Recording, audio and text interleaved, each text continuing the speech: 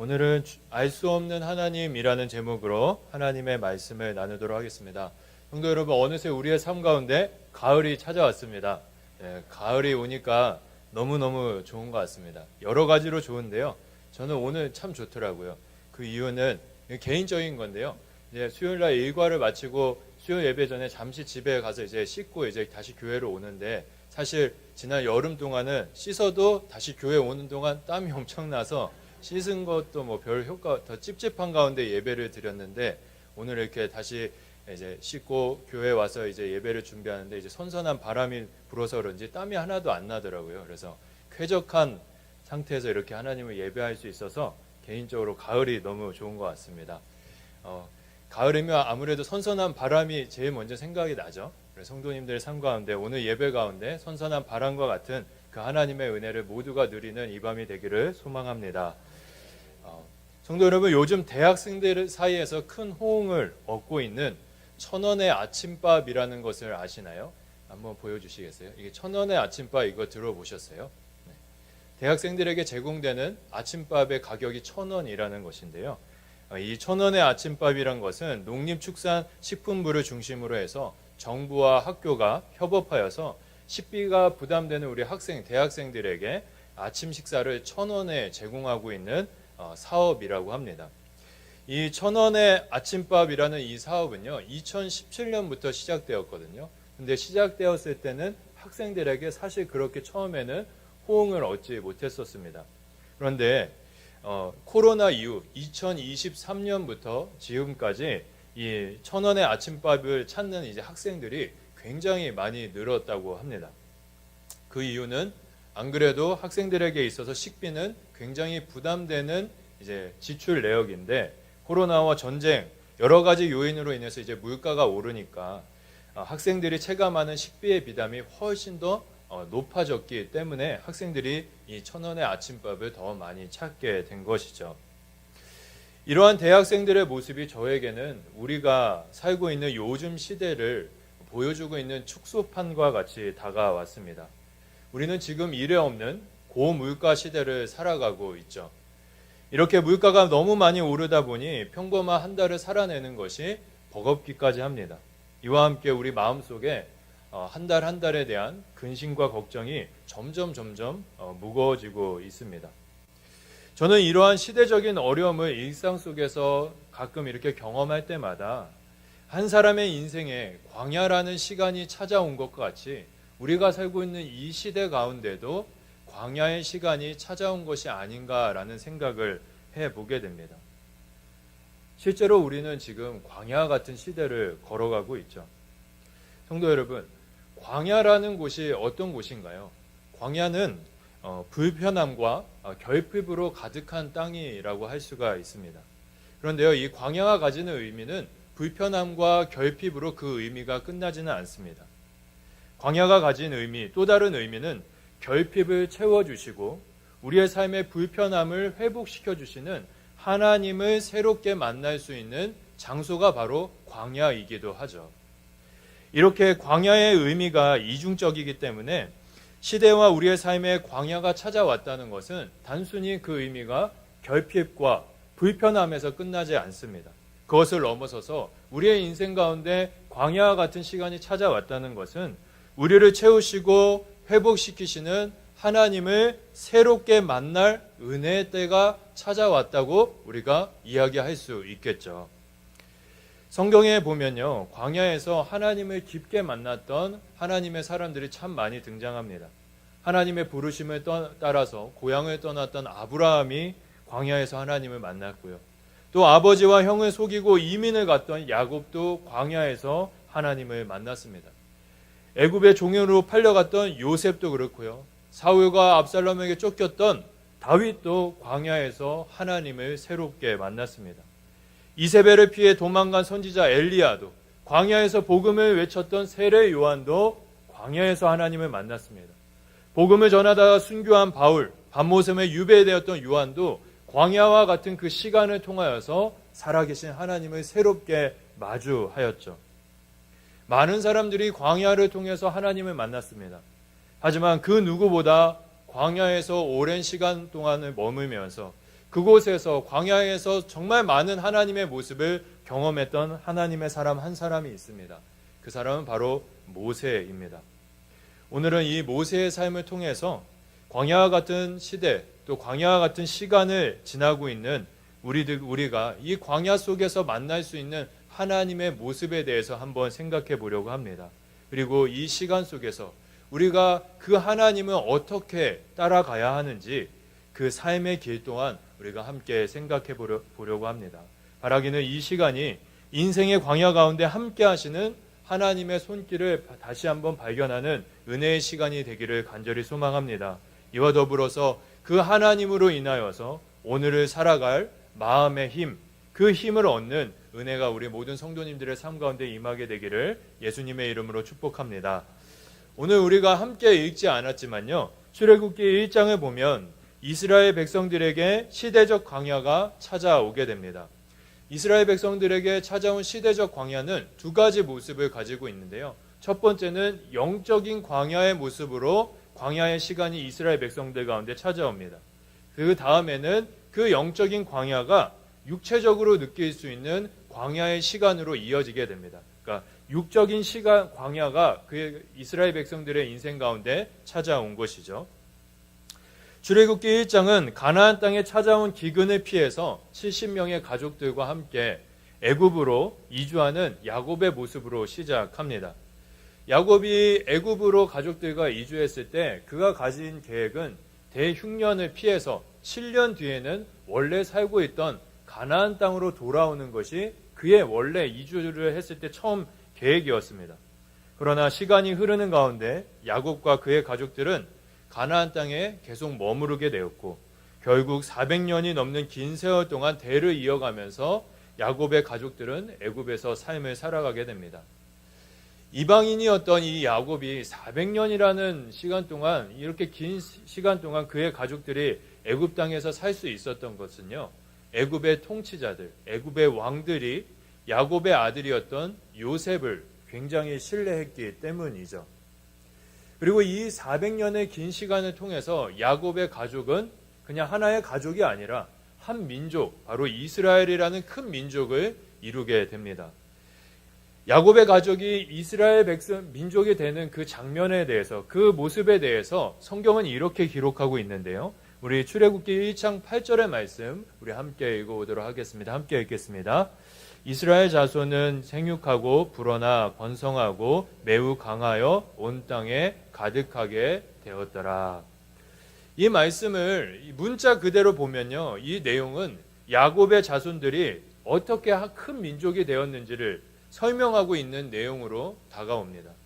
그런데 성도 여러분, 이 말씀을 가만히 이렇게 들여다보면요, 이 말씀 안에는 이스라엘 백성들에게 찾아온 광야의 첫 번째 모습, 영적인 광야가 숨겨져 있습니다. 앞에서 말씀드렸는데요, 야곱이 애굽으로 가족들과 이주했을 때 그의 계획은 어떤 것이었나요? 그의 계획은 7년 뒤에 애굽에서 다시 가나안으로 돌아오는 것이었습니다. 왜 돌아오려고 했을까요? 그 이유는 가나안 땅은 하나님께서 야곱의 조상에게 주셨던 소명과 사명의 땅이었기 때문입니다. 소명과 사명 때문에 야곱은 7년 뒤에는 가나안 땅으로 돌아오려고 했던 것이죠. 그런데 야곱의 가족들은 물론이거니와 그의 후손인 이스라엘 백성들은 애굽의 풍요로움에 젖어서 하나님께서 주신 소명과 사명을 그 땅에서 잃어버리게 됩니다. 그 결과 400년이라는 시간 동안 그 땅에 눌러앉게 된 것이죠. 이스라엘 백성들에게 처음으로 찾아온 광야는 영적인 모습을 가지고 있었던 것입니다. 그리고 이 영적인 광야의 모습은요, 곧바로 육적인 광야의 모습으로 이어지게 되는데요. 출애굽기 1장의 내용을 보면 이스라엘 백성들의 삶 가운데 큰 반전 하나가 일어나게 됩니다. 우리 출애굽기 1장 8절부터 10절의 말씀 우리 같이 한번 읽어보도록 하겠습니다. 함께 읽겠습니다. 요셉을 알지 못하는 새 왕이 일어나 애굽을 다스리더니 그가 그 백성에게 이르되 이 백성 이스라엘 자손이 우리보다 우리가 그들에게 대하여 지혜롭게 하자. 두렵건대 그들이 더 많게 되면 전쟁이 일어날 때에 우리 대적과 합하여 우리와 싸우고 이 땅에서 나갈까 하노라 하고. 시간이 지나 요셉을 알지 못하는 애굽의 왕 바로가 등장했습니다. 그는 날이 갈수록 강성해지는 이스라엘 백성들을 보면서 엄청난 두려움을 느꼈습니다. 그래서 바로는 이스라엘의 민족을 수를 통제하기 위해서 그들을 핍박하기 시작하죠. 처음에는 이스라엘 민족들 사이에 감독자를 세워서 그들을 통해 힘든 노동을 이스라엘 백성들에게 부여했습니다. 그 노동의 무게는 우리가 상상할 수 없을 정도로 무거웠죠. 바로의 완악함을 생각해 보면 얼마나 힘든 노동이었을지 어느 정도 우리가 생각해 볼 수 있습니다. 그런데 여기 이 장면에서 놀라운 것은 고난이 심했음에도 불구하고 이스라엘은 오히려 더 번성했다라는 것입니다. 이렇게 이스라엘 백성이 고난 중에도 번성하자 이 바로라는 애굽의 왕은 아주 비열한 방법을 선택합니다. 당시 이스라엘 여인들의 출산을 도와줬던 산파들에게 이스라엘 여인들이 아들을 낳으면 그 아들을 다 죽이라고 명령한 것이죠. 그러나 이 산파들은 하나님을 경외했기 때문에 태어난 남자아이들을 모두 살려주었습니다. 그리고 이러한 산파들의 의로운 선택으로 인해 이스라엘은 더 번성하게 되죠. 이렇게 아무리 해도 이스라엘 백성들의 번성을 막을 수 없게 되자 바로는 최후의 방법으로 이스라엘 가운데 태어나는 모든 남자아이들을 나일 강가로 던지라 명령하게 됩니다. 그로 인해서 남자 아기들이 생명을 잃게 되죠. 육적인 광야, 육체적으로 느끼는 그 광야의 시간이 이스라엘 백성들에게 찾아온 것입니다. 이렇게 육적인 광야가 이스라엘 백성들에게 찾아왔을 때 그들이 하나님 앞에 보인 반응은 아마 부르짖음이었을 것입니다. 왜 우리에게 이러한 고통을 주시냐고 하나님께 그들은 간절히 구원을 호소했을 것입니다. 그렇게 하나님 앞에 그들이 간절히 호소했을 때 하나님께서는 어떻게 하셨을까요?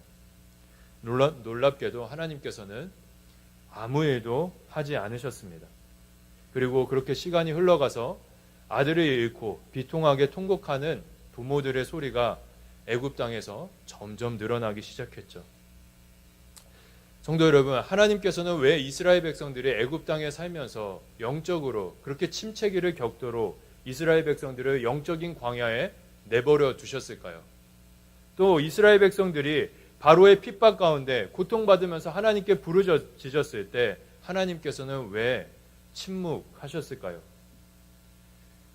그 이유에 대해서 우리는 그 하나님의 마음에 대해서 정확히는 알 수가 없습니다. 왜냐하면요, 하나님의 말씀인 성경이 하나님께서 왜 그 시간에 침묵하셨는지, 그 광야의 시간 속에서 이스라엘 백성들을 향해 하나님께서 왜 침묵하셨는지 그 이유에 대해서 우리에게 가르쳐 주고 있지 않기 때문입니다. 물론 우리는 성경의 내용을 전체적으로 알고 있기 때문에 문맥을 통해서 그 이유를 어느 정도 유추해 볼 수 있습니다. 이스라엘 백성들이 가나안으로 돌아갈 생각을 하지 않고 애굽에 머물렀을 때 그들의 선택은 옳지 않았죠.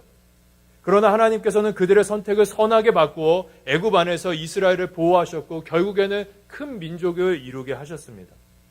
또 이스라엘의 부르짖음에 하나님께서 침묵하신 이유는 이제는 가나안 땅으로 돌아갈 때가 되었기 때문에 그렇게 하신 것이죠. 400년이라는 긴 시간 동안 이스라엘 백성들이 애굽에서 풍요로움을 느꼈는데 그들이 스스로 결단해서 애굽을 떠나는 것은 기적과 같은 일이었습니다. 불가능한 일이었죠. 그래서 하나님께서는 바로의 악한 선택을 사용하셔서 이스라엘 백성들의 발걸음을 가나안 땅으로 옮기신 것입니다. 이러한 하나님의 마음을 이스라엘 백성들이 애굽을 탈출하고 가나안 땅에 들어갔을 때는 이러한 하나님의 선하신 마음을 다 알았을 것입니다. 그러나 이스라엘 백성들이 광야의 시간 한가운데를 지나고 있을 때는 그들은 하나님의 마음을 도무지 알 수 없었습니다. 우리들도 마찬가지죠. 우리의 인생 가운데 광야 같은 시간이 찾아왔을 때 그 시간이 지난 후에는 그 시간의 의미를 우리가 알 수가 있습니다. 아, 하나님께서 이렇게 해서 이렇게 하셨구나. 광야의 시간의 의미를 그 하나님의 마음을 알 수가 있죠. 그러나 우리의 인생이 광야 한가운데 있을 때는 어떻습니까? 하나님의 마음을 간절히 알기 원하지만 그 마음이 도무지 보이지가 않습니다. 이 대목에서 우리는 광야에서 만날 수 있는 하나님의 독특한 모습 한 가지를 발견할 수가 있습니다. 그것은 바로 우리의 생각으로 알 수 없는 하나님의 모습입니다. 성도 여러분, 우리 하나님은 우리가 생각하는 것보다 정말 크고 위대하신 분이십니다. 그에 비해서 우리는 너무나 작은 존재이죠. 그렇기 때문에 그 크신 하나님을 작은 우리 안에 다 담을 수는 없습니다. 그렇기 때문에 우리는 하나님의 뜻과 계획을 다 알 수는 없는 것이죠. 마치 어린아이가 부모의 마음을 다 알 수 없듯이 우리들도 하나님의 마음을 다 알 수가 없는 것입니다. 그런데 오늘날을 살아가는 그리스도인들이 이것을 받아들이기가 굉장히 힘든 것 같습니다. 많은 그리스도인들이 믿음에 대해서 오해하는 것 중 하나가 하나님에 대해 모든 것이 이해돼야지만이 믿을 수 있다라는 것입니다. 많은 이들이 내 생각으로 하나님이 이해돼야지 믿을 수 있고 그 말씀이 이해돼야지 순종할 수 있다라고 이야기하죠. 그런데요, 성도 여러분, 이러한 생각은 인간의 지적인 교만으로 해서 비롯된 영적인 무지라고 할 수가 있습니다. 어떻게 보면 이해되면 다 믿을 수 있다라는 말이 논리적이고 지적으로 다가오지만 사실은 영적으로는 매우 무지한 모습이라는 것이죠. 사람의 생각으로 모든 것을 이해할 수 있는 분이 하나님이라면 어떻게 그분이 절대적인 존재일 수 있겠습니까? 또 우리가 미리 알고 이해할 수 있다면 어떻게 그것이 절대자이신 하나님의 계획이 될 수 있겠습니까? 우리 생각으로는 하나님을 다 알 수 없는 것이죠. 성도 여러분, 우리가 믿는 하나님, 그 하나님은 우리의 생각으로 다 알 수 없는 크고 신비로우신 분이신 줄 믿습니다. 이 하나님께서 우리가 서 있는 광야 한가운데 함께 하십니다. 그렇게 우리의 삶과 시대에 찾아온 광야는 우리의 생각으로 다 알 수 없는 하나님을 새롭게 만날 수 있는 은혜의 장소인 것이죠. 혹시 오늘 예배하는 우리 성도님들 가운데 광야의 시간이 갑작스럽게 찾아오신 분들이 계십니까? 또 시대에 찾아온 이 광야와 같은 시간으로 인해서 소망의 불씨가 점점 꺼져가는 분들이 계십니까? 만약 그런 분들이 있다면 우리가 서 있는 이 광야의 시간을 통하여서 다 알 수 없는 크고 광대하신 하나님을 새롭게 만나게 되는 은혜가 우리의 삶 가운데 흘러오게 되기를 예수님의 이름으로 축복합니다. 이렇게 광야에서 만날 수 있는 하나님이 우리의 생각으로 다 알 수 없는 하나님인데요. 그러면 우리가 이 광야를 지나면서 이 다 알 수 없는 하나님을 어떻게 하면 따라갈 수 있을까요? 그 하나님, 알 수 없는 하나님을 따라갈 수 있는 그 길을 보여주는 한 인물이 있는데요. 그 사람은 바로 모세의 어머니인 요게벳입니다. 오늘 본문 말씀 2장에 이제 모세의 어머니인 요게벳이 등장하게 되는데요. 바로의 잔인한 정책 아래서 많은 사내 아이가 생명을 잃어갈 때 성경은 레위 지파의 한 부부에 주목하게 됩니다. 그 부부의 남편의 이름은 아므람이고요. 아내의 이름은 요게벳이었는데요. 이 두 사람 사이에는 딸 한 명이 있었고 아들이 한 명이 있었습니다. 그리고 요게벳의 뱃속에는 생명이 자라고 있었죠.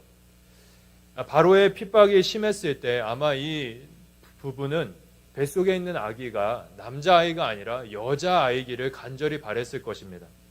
그런데 이 아이가 태어났는데 이 아이는 남자아이였죠. 이 아이가 태어났을 때 이 아이를 바라보는 부모의 시선을 우리가 느낄 수 있는 말씀이 있습니다. 2장 2절의 말씀인데요. 우리 출애굽기 2장 2절의 말씀 함께 읽어보도록 하겠습니다. 그 여자가 임신하여 아들을 낳으니 그가 잘생긴 것을 보고 석 달 동안 그를 숨겼으나 성경은 태어난 아이가 매우 잘생겼다라고 이야기하고 있습니다. 그리고 그 부모가 잘생긴 아이의 외모에 매료되어서 그 아이를 소중히 여겨서 3달 동안 그 외모 때문에 아이를 숨긴 것으로 이렇게 내용이 보여집니다. 그런데 이 문장 그대로 정말 외모 때문에 이 부모가 이 아이를 3달이나 숨겼을까요? 갓난아이가 잘생겨봤자 얼마나 잘생겼겠습니까? 다들 아시지 않습니까? 아이의 얼굴은 시시때때로 이렇게 자라면서 변하게 되는데 얼굴 때문에 이 아이를 숨기지는 않았을 것입니다. 이 부모가 아들을 숨겼던 이유를 히브리서는 이렇게 우리에게 설명해 주고 있습니다. 히브리서 11장 23절의 말씀인데요. 이 말씀도 우리 같이 한번 읽어보도록 하겠습니다. 히브리서 11장 23절의 말씀. 없나요? 제가 제가 읽어드리도록 하겠습니다. 믿음으로 모세가 낳았을 때 그 부모가 아름다운 아이임을 보고 석 달 동안 숨겨 왕의 명령을 무서워하지 아니하였으며. 히브리서는 아브람과 요게벳이 믿음으로 아이의 아름다움을 보았다라고 이야기합니다. 그냥 아이가 얼굴이 외적으로 잘생긴 것뿐만 아니라 믿음으로 그 아이가 갖고 있는 아름다움을 보았다라는 것이죠. 이 말씀을 근거로 해서 성경학자들은 아이가 태어났을 때 아므람과 요게벳은 믿음 안에서 아이를 향한 하나님의 독특하고 특별한 계획을 바라보았을 것이라고 이야기합니다. 그리고 그 하나님의 계획을 알았기 때문에 이 아이를 그 하나님의 계획에 따라서 3달 동안 숨겼을 것이라고 많은 성경학자들이 이야기합니다. 이렇게 3달의 시간이 지나 더 이상 아이를 숨길 수 없게 되었을 때 요게벳은 갈대 상자를 만들어서 그 갈대 상자에 물이 스며들지 않도록 역청과 나무질을 친합니다. 그리고 자신의 아들을 갈대 상자에 넣고 뚜껑을 닫아서 나일강 강가에 조심스럽게 그 상자를 올려놓게 됩니다. 이때 이 아이의 어머니인 요게벳의 마음이 어땠을까요? 성경은 요게벳의 마음에 대해서 그렇게 집중하고 있지 않습니다. 그러나 그녀의 마음에 대해서 우리가 조금이나마 알 수 있는 찬양 한 곡이 있는데요. 그 마음을 아는 것이 너무나 중요하기 때문에 그 찬양을 우리가 이 시간 한번 좀 들어봤으면 좋겠습니다. 한 2분 정도 되는 영상인데요. 요게벳이 아들을 요단강에 떠내려 보내면서 어떤 마음으로 아들을 보냈는지 우리 함께 이 찬양, 요게벳의 노래라는 찬양 우리 한번 들어보도록 하겠습니다. 작은 갈대 상자 물이 새지 않도록 역청과 나무진을 칠하네. 어떤 마음이었을까 그녀의 두 눈엔 눈물이 흐르고 흘러. 동그란 눈으로 엄마를 보고 있는 아이와 입을 맞추고 상자를 덮고 가까이에 띄우며 간절히 기도했겠지. 정처없이 강물에 흔들흔들 흘러내려가는 그 상자를 보며 눈을 감아도 보이는 아이와 눈을 맞추며 주저앉아 눈물을 흘렸겠지. 너의 삶의 참 주인, 너의 참 부모이신 하나님 그 손에 너의 삶을 맡긴다. 너의 삶의 참 주인, 너를 이끄시는 주 하나님 그 손에 너의 삶을 드린다.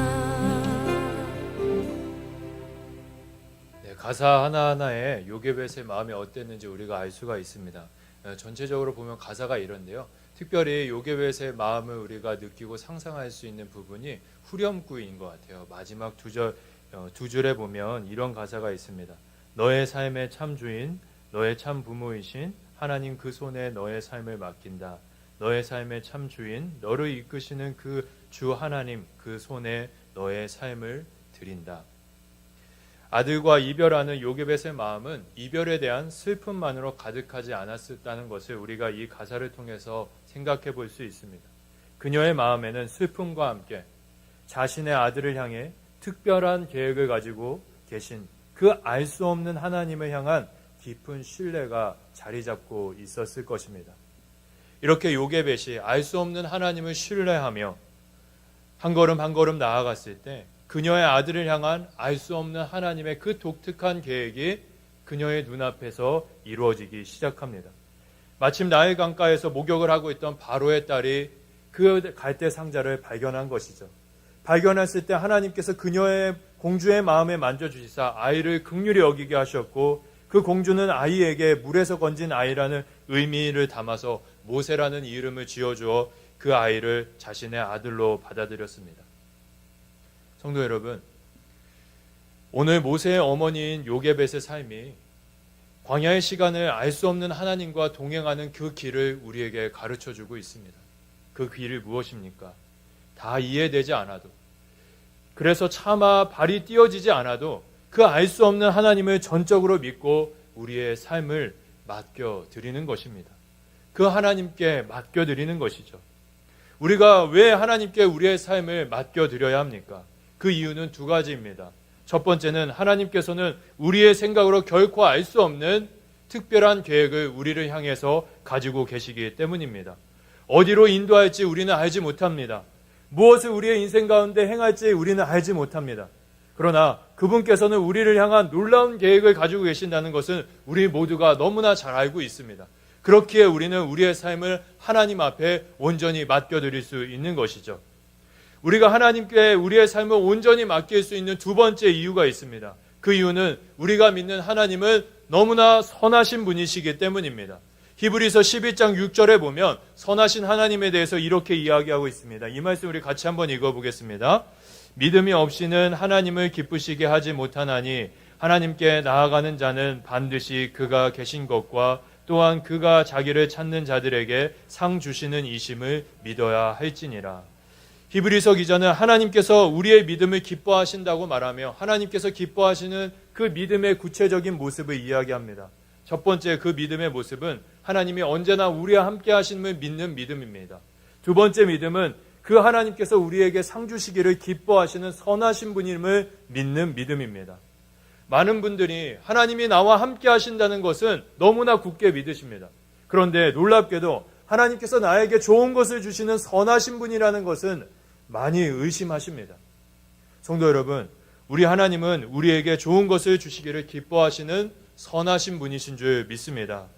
이렇게 우리 하나님이 우리의 생각으로 헤아릴 수 없는 넓고 깊은 넓고 깊은 그 선하심을 가지신 분이시기에 우리는 담대히 우리의 삶을 하나님 앞에 온전히 맡길 수가 있는 것이죠.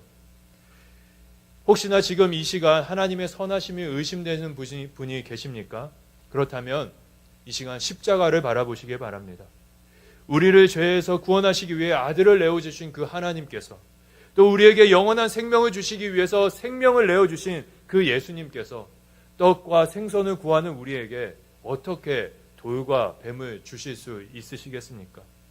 결코 하나님께서는 우리에게 잘못된 것을 주시는 분이 아니십니다. 선하신 하나님께서는 우리의 인생 가운데 언제나 좋은 것을 주시기를 기뻐하시는 분이시죠. 바라기는 우리를 향한 하나님의 그 특별한 계획과 하나님의 선하심을 믿음으로 요게벳과 같이 우리의 삶을, 우리의 앞날을 하나님 앞에 온전히 맡겨드릴 수 있는 우리 모든 성도님들의 삶이 되기를 예수님의 이름으로 축복합니다. 설교를 마치면서 찬양 한 곡을 성도님들께 한 곡 더 소개해드리고 싶습니다. 우리가 잘 알고 있는 찬양인데요. 그 찬양의 가사는, 제목은 주님 보좌 앞에 나아가라는 찬양입니다. 다들 이 찬양 잘 아시죠? 주님 보좌 앞에 이렇게 시작하고 후렴은 신실하신 하나님 이렇게 부르는 찬양 다들 잘 아실 것이라고 생각됩니다. 많이 익숙하실 텐데요. 근데 이 찬양에 부제가 있다는 거 다 아시나요? 이게 원래 제목은 주님 보좌 앞에 나아가고요. 부제가 있습니다. 부제가 뭐냐면 기드온의 노래라는 제목이 붙여져 있습니다. 여기서 기드온은요, 성경에 이제 사사기에 등장하는 기드온이 아닙니다. 이 기드온의 노래라고 했을 때 이 기드온은 이 찬양을 지은 분의 아들의 이름이라고 합니다. 이 아들이 태어난 지 이틀 만에 세상을 떠났다고 하는데요. 아들을 너무나 기다리다가 아들이 태어났는데 이틀 만에 세상을 떠나자 이해할 수 없는 상황 가운데 이 찬양을 지으신 아이의 아버지는 매우 괴로웠다고 합니다. 하루하루 너무나 힘든 시간들을 보냈죠. 그 가운데 기도하고 기도했을 때 이분은 광야와 같은 이 시간 속에서 하나님을 새롭게 만나게 되었다고 합니다. 그때 이분이 만난 하나님이 신실한 하나님의 모습이었다고 합니다. 나의 아들을 데려가셨지만 하나님은 여전히 내 삶에 신실하신 분이라고 그가 고백하게 된 것이죠. 그래서 이 찬양을 지으게 됐고 이 찬양을 이제 앨범에 담아서 보급하게 된 것입니다. 근데 성도 여러분, 이분이 이해할 수 없는 상황 가운데서도 하나님은 신실한 분이다라고 고백하게 되는 결정적인 그 계기가 무엇인지 아십니까? 그것은 하나님은 당신의 아들을 내어주기까지 자신을 사랑하신 선하신 분이라는 것을 그가 기도하는 가운데 보았기 때문이라는 것입니다. 이 시간 우리의 처한 상황을 향한 우리 하나님의 마음을 우리가 다 알 수는 없을 것입니다. 그러나 우리는 분명한 한 가지 사실을 알고 있습니다. 우리를 위해서 아들을 내어주신 그 하나님은 선하신 분이라는 것을 우리 모두가 믿고 있죠. 그 신실하시고 선하신 하나님, 다 알 수 없지만 그 하나님을 믿음으로 바라보며 그 하나님께 요게벳과 같이 우리의 삶을, 우리의 전 삶을 하나님 옆에 드리며 이 찬양을 고백할 수 있는 이 밤이 되기를 소망합니다.